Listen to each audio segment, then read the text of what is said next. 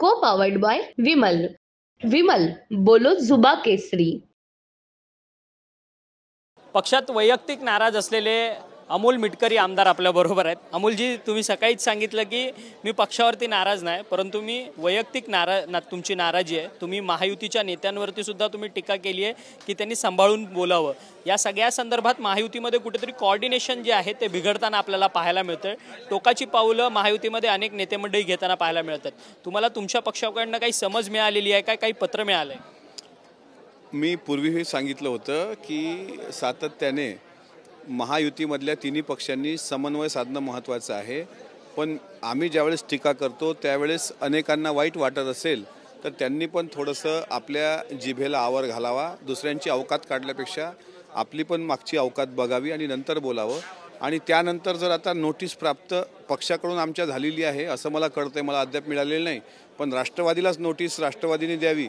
त्यापेक्षा शिंदे साहेबांनी सुद्धा शिंदे गटाच्या प्रवक्त्यांना आणि भारतीय जनता पार्टीने सुद्धा त्यांच्या प्रवक्त्यांना द्यावी अशी माझी अपेक्षा आहे. परंतु तुमच्या पक्षाकडनं तुम्हाला नोटीस धाडली जाते. त्यांचा पक्ष तो वैयक्तिक निर्णय घेईल, परंतु तुम्ही तुमची पक्षाची आग्रही भूमिका मांडत असताना देखील तरी तुमच्या पक्षाकडनं तुम्हाला नोटीस दिली जाते की महायुतीच्या संदर्भात बोलताना थोडं सांभाळून बोल. आमच्या पक्षाला वाटते की महायुती टिकली पाहिजे, महायुतीमध्ये आम्ही तिन्ही पक्ष एकत्र असलो पाहिजे. त्यांच्या पक्षांना वाटत नसेल म्हणून ते आवरत नाहीत.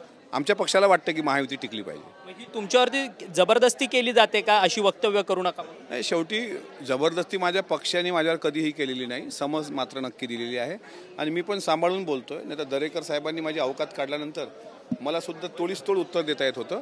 फक्त प्रांताध्यक्षांनी पक्षांनी काही प्रोटोकॉल ठेवले म्हणून मी बोललो नाही, माझे संस्कार मी सोडले नाही. पण आता कोणीतरी पुण्यात सुद्धा शिरूरमध्ये गल्लीबोळातला एक कार्यकर्ता अजितदादांवर बोलून गेला. हे कशाला शांततेने ऐकायचं का आम्ही? तिथे राहुल कुल जे आमदार आहेत दौंडचे ते उपस्थित होते. बारामती लोकसभा मतदारसंघाचे आमदार आहेत. राहुल कुल आणि अजितदादांचे संबंध आहेत आणि त्यातच आता राहुल कुल यांच्यासमोरच भाजपच्या उपजिल्हाध्यक्षांनी त्यांनी ते वक्तव्य केले. हो, मग राहुल कुलांना हे कळलं नाही का की महायुतीतल्या एका नेत्यांवर आपल्याच पक्षाचा गल्लीतला कोणीतरी कार्यकर्ता बोलतो आणि त्याचा विरोध करावा म्हणून त्यांनी विरोध करायला पाहिजे होता. ते का केला नाही हाच तर प्रश्न आहे ना माझा, की एवढ्या मोठ्या नेत्यावर कोणी उठसूट टीका करतं कोणी बोलत नसेल तर हा प्रश्न आहे. आणि मग याच्यावर जर शिस्तभंगाची कारवाई वगैरे होत असेल तर आता ती स्वीकारली पाहिजे. महायुतीचे नेते मग प्रोटोकॉल पाळत नाही का? आता भाजपचे आमदार आहेत राहुल कुल, त्यांच्यासमोरच उपमुख्यमंत्री आणि तुमचे राष्ट्रवादी पक्षाचे अध्यक्ष अजित पवार यांच्या अशा प्रकारे वक्तव्य. आता हे ज्या राहुल कुलांसमोर ते बोललेत, कोण आहेत नेते त्या पक्षाचे, दरेकरांना सांगा ना आता हे की महायुतीचा धर्म कोणी पाळावा. महायुतीचा धर्म पाडण्याचा फक्त ठेका राष्ट्रवादीने घेतला आहे का? दोन पक्षांनी सुद्धा त्याचा प्रोटोकॉल पाळला पाहिजे. साधारण हाच आमचाच असाच प्रयत्न आहे. पण ती लोक तशी का वागतात ना, हे फार म्हणजे न सुटलेलं कोड आहे माझ्यासाठी. धन्यवाद, तुम्ही आमच्याशी बातचीत केली. हे होते आमदार अमोल मिटकरी. त्यांनी सांगितलं की मला माझ्या पक्षाकडनं अद्याप पत्र जे आहे ते प्राप्त झालेलं नाही, परंतु आता ते मिळालेलं आहे. हीच जशी मला समज जी पक्षाकडनं दिली जाते तशीच समज जी आहे ती महायुतीमधल्या दुसऱ्या पक्षातल्या नेत्यांना दिली जावी असं त्यांचं म्हणणं आहे. व्हिडिओ जर्नलिस्ट रोहनसह अक्षय मंगणे, TV9 मराठी, मुंबई. को पावर्ड बाय विमल. विमल बोलो जुबा केसरी.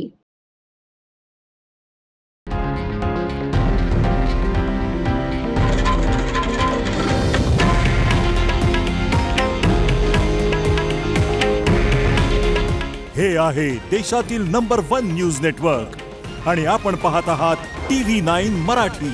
काळजी तुमची, हित महाराष्ट्राचं.